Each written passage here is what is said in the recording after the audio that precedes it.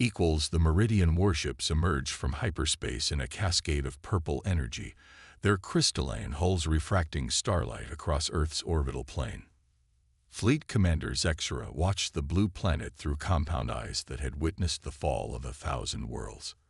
Another primitive species to add to the collective's ever-expanding empire. Analysis of their defensive capabilities. Zexura's neural tendrils pulsed with mild curiosity as she addressed her second-in-command. Primitive Commander, we detect approximately 300 satellites in low orbit, mostly communication and observation platforms. Their most advanced weapons appear to be chemical-propelled missiles. No energy shields detected. No quantum signatures. No FTL capability. Sub-Commander Valek's report carried the usual tone of dismissive superiority that characterized all Meridian interactions with pre-spacefaring races. On the surface, the United Earth Defense Council convened in their underground facility beneath the Rocky Mountains. Director Elena Santos studied the holographic projection of the Meridian fleet with carefully concealed satisfaction. The aliens' arrogance was working exactly as their xenopsychologists had predicted. All quantum shroud systems operating at full capacity, reported General Marcus Jean, his weathered face illuminated by the soft blue glow of Earth's true defense grid, completely invisible to Meridian sensors. They're seeing exactly what we want them to see. Humanity had detected the Meridian Collective's approach 3 years ago. Rather than reveal their true technological capabilities, Earth's leaders had made the bold decision to present a facade of technological inferiority. Every satellite visible to the aliens was a carefully crafted prop, broadcasting false signals and housing simple weapons that would appear threatening to a primitive civilization, but laughably inadequate to an advanced species. The real defense network, a quantum-entangled web of phase-shifted platforms and hidden bases, remained completely undetectable to even the most sophisticated Meridian scanning technology. Humanity had learned long ago that appearing weak while harboring hidden strength was the surest path to survival in a hostile universe. Incoming transmission, announced Colonel Sarah Patel, her dark eyes fixed on the quantum-encrypted displays before her. They're making their move. The massive holographic screen flickered to life, revealing Commander Zexura's alien features. Multiple eyes blinked in an unsettling pattern as she addressed what she believed to be humanity's primitive leadership. People of Earth, I am Fleet Commander Zexura of the Meridian Collective. Your world has been chosen for integration into our empire. Your technological development will be guided by our superior knowledge. Resistance would be futile and unnecessarily costly. You have one planetary rotation to signal your surrender. Director Santos allowed herself to appear appropriately intimidated, her voice wavering slightly as she responded. This is Director Elena Santos of the United Earth Defense Council. We request time to convene our world's leaders to discuss your terms. Granted, Zexura replied with obvious condescension. Though there is little to discuss, the collective's terms are not negotiable, but we are generous with compliant species. As the transmission ended, Santos straightened in her chair, all traces of fear vanishing from her bearing. Status of the quantum fleet. All ships maintaining phase shift silence, Jean reported. The Artemis battle group is in position behind Luna. Thor Squadron has successfully integrated with the asteroid belt. Deep space groups Helios and Oracle are holding station in the outer system, completely undetected. The true extent of humanity's space force would have shocked the Meridians. While they saw only a handful of primitive orbital platforms, hundreds of advanced warships waited in quantum-shifted space, their weapons and defensive systems far beyond anything the collective had encountered. They've taken the bait, Santos noted with grim satisfaction. Tactical analysis. Colonel Patel brought up a detailed scan of the Meridian fleet. They've committed only a minimal force, exactly as predicted. 17 capital ships, 42 support vessels. Their energy signatures indicate standard combat readiness, no special preparations. They're treating this as a routine annexation. Their overconfidence will be their undoing, Zhang added. The moment they commit to their invasion pattern, our quantum grid will have them surrounded on all vectors. Santos nodded, studying the complex dance of forces playing out in space above them. Humanity had spent decades preparing for this moment, developing technologies specifically designed to counter species like the Meridians. The aliens' assumption of superiority had led them to commit the cardinal sin of warfare, underestimating their opponent. Begin Phase 2, Santos ordered. Let's show them just enough resistance to convince them victory will be easy. The more confident they become, the more complete their defeat will be. Across Earth's surface, carefully orchestrated performances of primitive military preparation began. Outdated jets scrambled from airbases, broadcasting signals meant to be intercepted. Nuclear missile silos powered up with deliberately detectable energy signatures, all of it designed to reinforce the Meridians' belief in humanity's technological inferiority. Meanwhile, in quantum-shifted space, humanity's true defenders waited silently. Their weapons were primed, their crews ready. Soon, the Meridian Collective would learn the cost of judging an entire species by its apparent limitations. Earth's greatest weapon had always been the assumption of its weakness, and that weapon was about to be deployed with devastating effect. Commander Sarah Chen stood in the heart of Quantum Command, her eyes fixed on the holographic display showing Earth's true defensive network. The massive underground facility, buried deep beneath the Pacific Ocean, hummed with barely detectable quantum energy as humanity's most advanced AI systems tracked every movement of the Meridian fleet. They're beginning their standard pre-invasion protocol, her XO, Captain David Rivera, reported. Their ships are spreading out to establish a containment grid, exactly as our simulations predicted. Chen allowed herself a small smile. The Meridians' tactical doctrine was as rigid as their crystalline ships, and just as brittle when struck at the right point. Every move they made followed patterns documented across hundreds of their previous conquests, their cultural superiority complex preventing them from even considering that a primitive species might be studying their methods. Status of our quantum grid? Chen asked, watching as ghostly representations of Earth's hidden warships tracked the alien movements in perfect silence. All systems nominal. Lieutenant Emma Foster responded from her station. Phase shift harmonics are stable at 99.99%. The Meridians are detecting nothing but background radiation and expected astronomical phenomena. Humanity's quantum phase shift technology represented their greatest achievement and their greatest secret. By shifting slightly out of normal spacetime, their ships and defense platforms became completely undetectable to conventional sensors. Only their own quantum-entangled communications network could pierce the veil between phases. Above them, the Meridian fleet continued its methodical deployment. Sub-Commander Valix supervised the positioning of their containment vessels, his multiple hearts beating in smug satisfaction.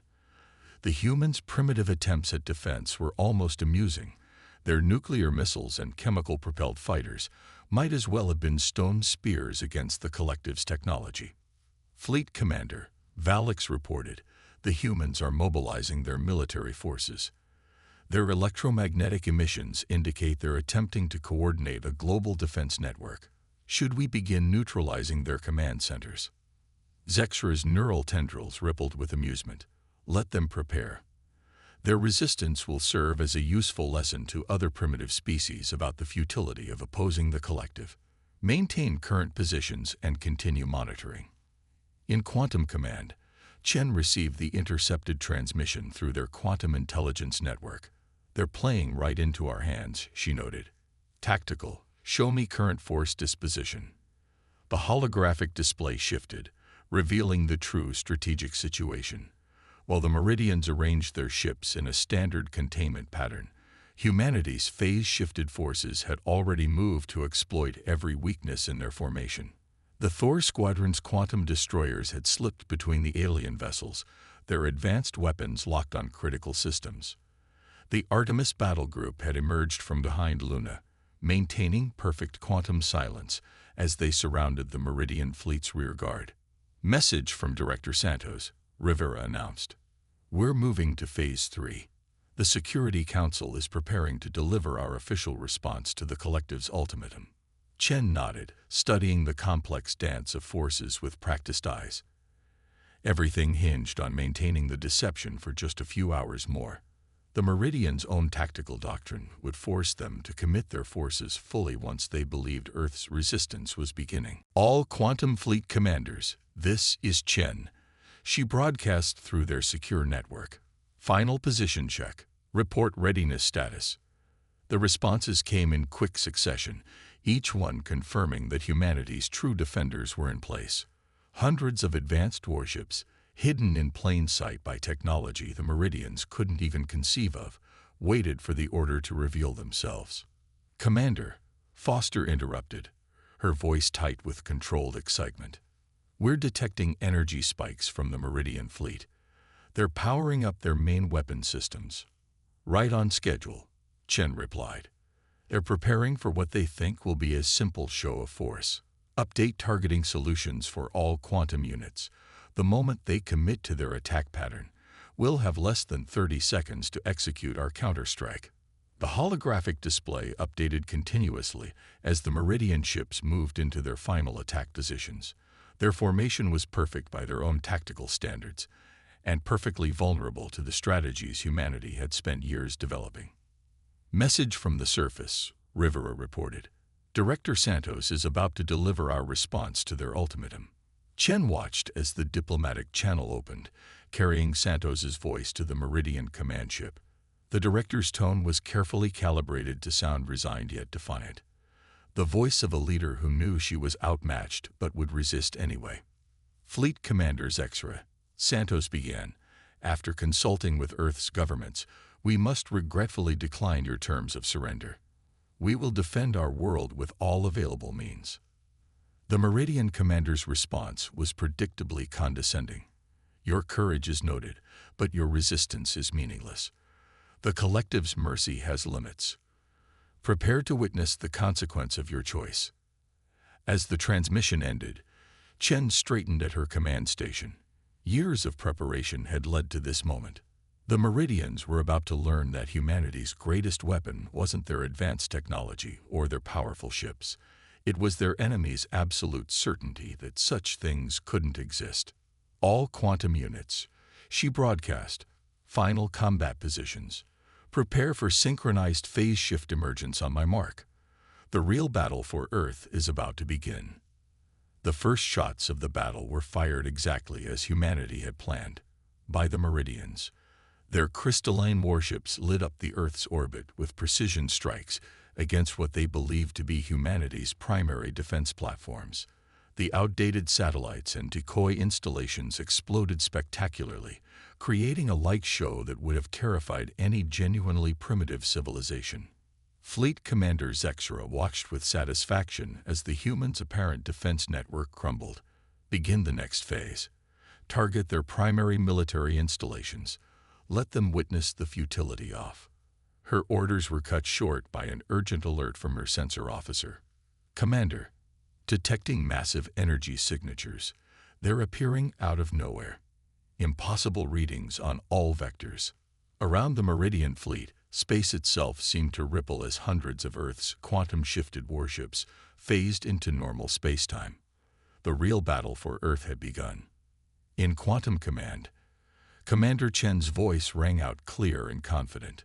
"All ships, execute Protocol Omega. Weapons free, priority targets as designated." The Thor Squadron's quantum destroyers, already positioned between the Meridian vessels, struck first. Their phase-shifted plasma lances, specifically designed to exploit the weaknesses in crystalline hull structures, carved through the alien ship's supposedly impenetrable armor like light through glass. "Multiple direct hits," Captain Rivera reported, his hands dancing across the quantum interface.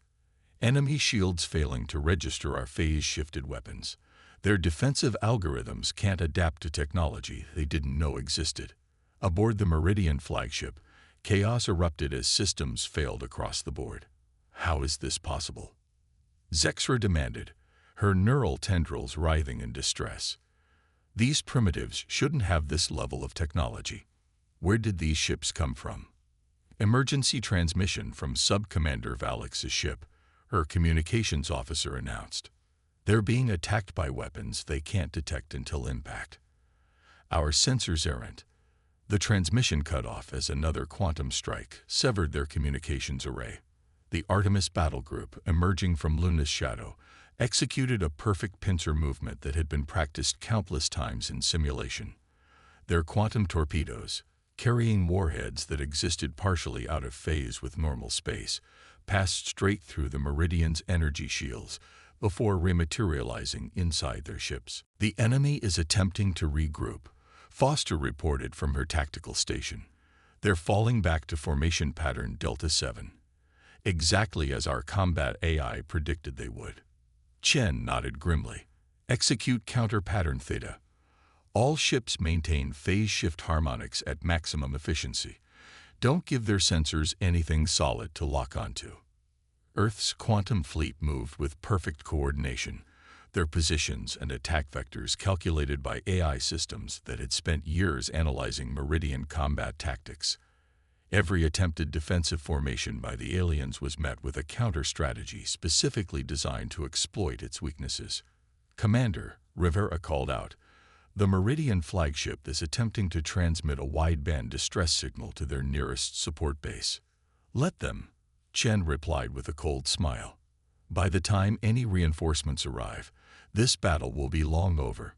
Maintain quantum jamming on all other frequencies. Keep them isolated and confused. The space around Earth had become a graveyard of crystalline fragments as more Meridian ships succumbed to humanity's advanced weapons.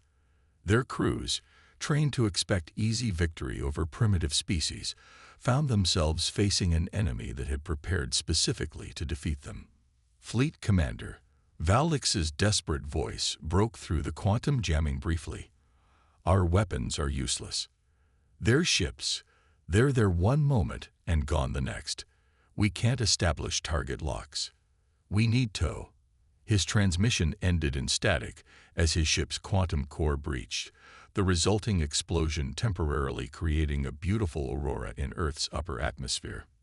Director Santos's voice came through on the quantum command channel. Status report, Commander Chen. Proceeding exactly as simulated, Director. The enemy fleet is in disarray. Their tactical doctrine has no protocols for dealing with technology they believed impossible for primitive species to possess. Estimate total victory within 17 minutes. Zexra watched in horror as her mighty fleet was systematically dismantled by an enemy she had grievously underestimated. The human ships seemed to flicker in and out of existence, appearing just long enough to deliver devastating strikes before vanishing beyond the reach of Meridian sensors. All ships, she broadcast on all frequencies, emergency retreat, fall back tow. Her orders came too late as a quantum torpedo materialized inside her flagship's bridge. Her last thought, before the explosion claimed her, was the realization that the collective's assumption of superiority had led them into a perfectly executed trap. In quantum command, Chen watched the battle's final moments with professional satisfaction. Enemy resistance has ceased, she reported to Director Santos. All surviving Meridian vessels have been disabled or contained. Quantum fleet casualties, 0. Mission accomplished. As the quantum fleet secured their victory, humanity prepared for the next phase of their plan. The Meridian Collective was about to learn that this battle was just the beginning.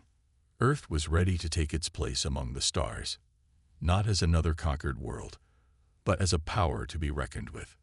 The message they had sent was clear. Underestimate humanity at your own peril.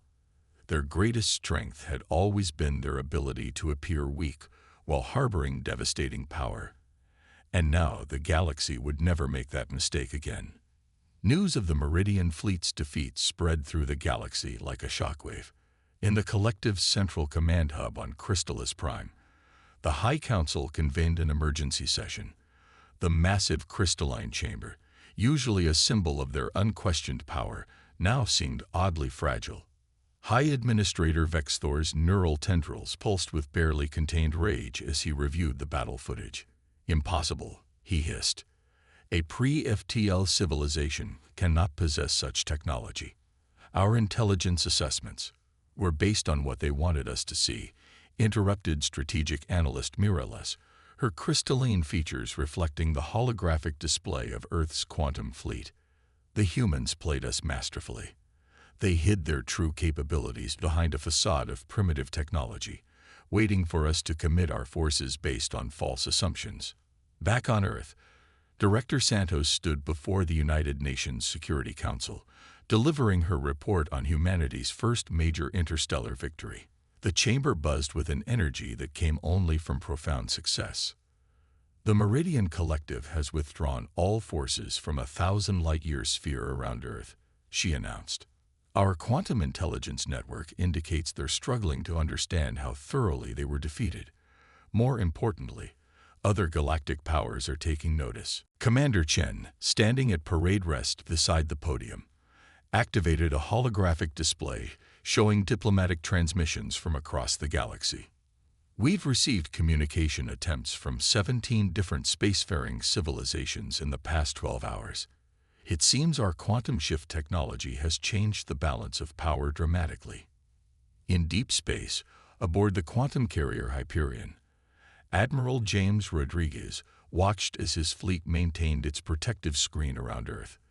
The ship's quantum sensors detected multiple FTL signatures at the edge of the solar system, observation vessels from various alien powers, trying to understand the civilization that had so thoroughly demolished the Meridian Collective's reputation for invincibility. Another diplomatic vessel requesting permission to approach reported his communications officer. This one's from the Arcturus Confederation. They're offering technological exchange and mutual defense treaties. Rodriguez smiled grimly. Standard protocol. Keep them at the outer marker until diplomatic channels are established. Maintain quantum shroud at full capacity. Let them wonder what other technologies we might be hiding. The aftermath of the battle had created a new reality in galactic politics. Humanity's quantum shift technology had rendered traditional space warfare doctrine obsolete.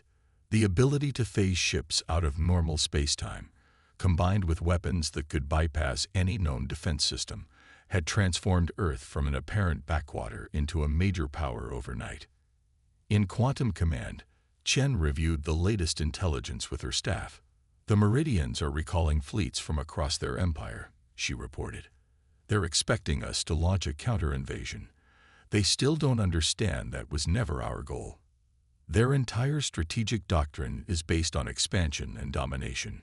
Rivera noted, they can't comprehend that we developed our technology for defense rather than conquest. On Crystallis Prime, the Meridian High Council's debate had turned desperate. We must launch a full-scale assault, demanded military commander Zexna, Zexra's successor. Commit the entire home fleet. Show these humans the true might of the collective, and risk losing our entire military capability. Miralles countered. The humans revealed only a fraction of their quantum fleet in the battle. Our analysts believe they have defensive installations throughout their system that we still cannot detect. A larger attack would only result in a larger defeat. The truth was even more devastating than the Meridians realized. Humanity's quantum shift technology was merely the first of their hidden advances. The ships that had so thoroughly defeated the Meridian fleet represented early-generation quantum technology. Newer vessels, still in their phase-shifted shipyards, incorporated innovations that would render even these impressive victories obsolete. Director Santos stood at the window of her office, watching the sunset over the Rocky Mountains. A holographic display showed the constant stream of alien diplomatic messages, each one seeking to establish relations with the civilization that had changed the galaxy overnight. They're calling it the Quantum Revolution, Chen said, joining her at the window. Every major power is scrambling to reassess their military doctrine. The age of traditional space warfare is over. Santos nodded thoughtfully.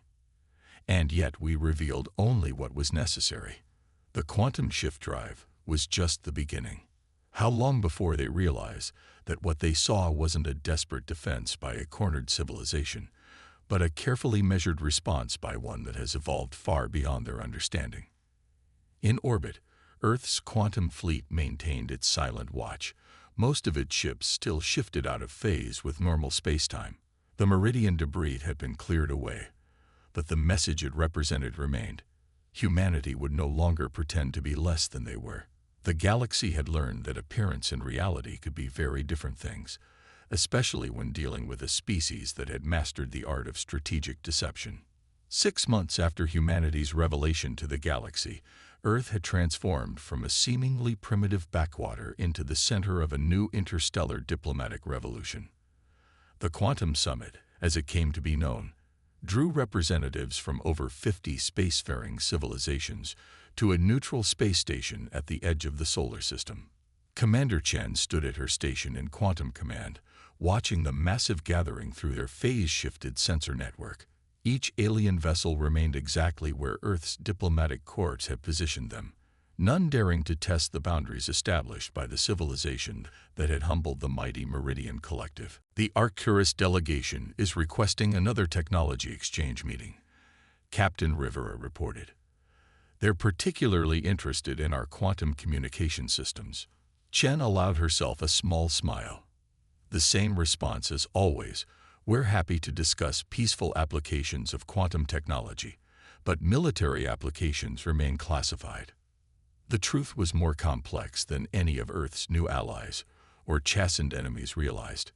The quantum shift technology that had so thoroughly revolutionized warfare was already being superseded in Earth's hidden research facilities. Director Santos had authorized the revelation of only their early-generation quantum systems, enough to establish Earth's position in the galaxy, but not enough to reveal the true extent of human advancement. In the diplomatic chamber of the summit station, Santos addressed the gathered representatives.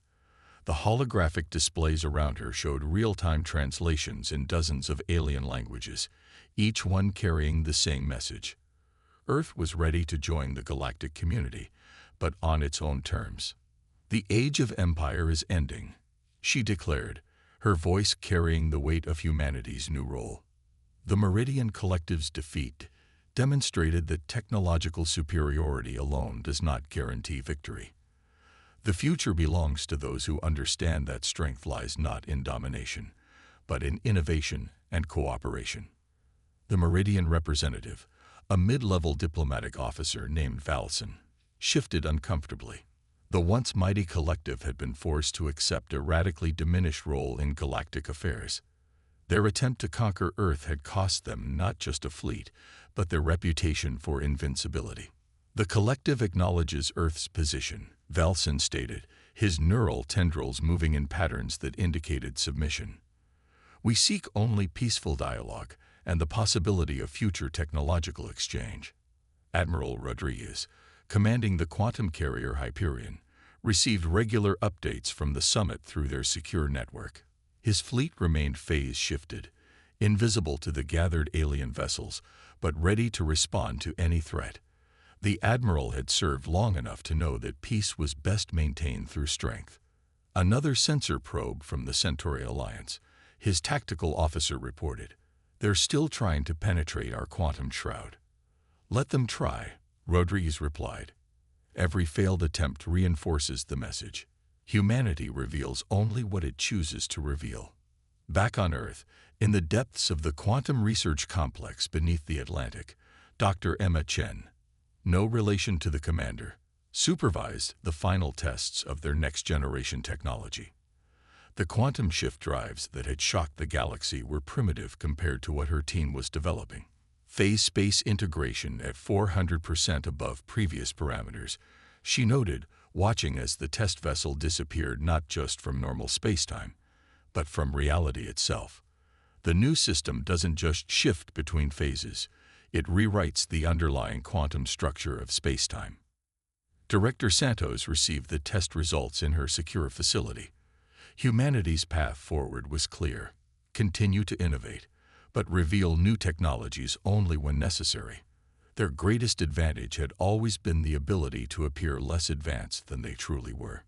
In orbit above Chrysalis Prime, the Meridian homeworld, automated quantum probes maintained their silent watch.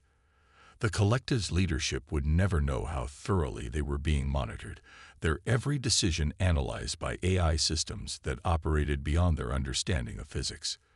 "The galaxy is changing," Chen observed, standing with Santos in the quantum observatory beneath Mount Everest. They watched as real-time displays showed the movements of ships and fleets across thousands of light years, all tracked by Earth's hidden quantum network. "The question is," Santos replied, "are they ready for how much it's going to change? The quantum shift technology we revealed was just the beginning.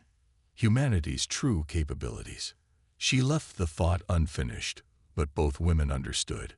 Earth had emerged onto the galactic stage, not as another conquered world, not even as merely a new power, but as something the galaxy had never seen before, a civilization that had evolved in silence, developing technologies that bordered on the impossible. The stars shone differently now, their light reaching an Earth that had finally revealed its true nature to the cosmos. But even as humanity stepped into its new role as a galactic power, they maintained their greatest strength, the knowledge that true power lies not in what you show, but in what you keep hidden. In the quantum-shifted shipyards scattered throughout the solar system, humanity's next generation of vessels took shape, incorporating technologies that would make even their revealed capabilities seem primitive. The galaxy had learned not to underestimate Earth, but they had yet to learn just how far that lesson would take them. The age of deception was over. The age of humanity had begun. But as Earth's leaders knew, this was just the first chapter in a much longer story. The galaxy was about to learn that humanity's greatest trait wasn't their technology or their strategic genius. It was their endless capacity to evolve, to innovate, and to surprise even those who thought they finally understood them.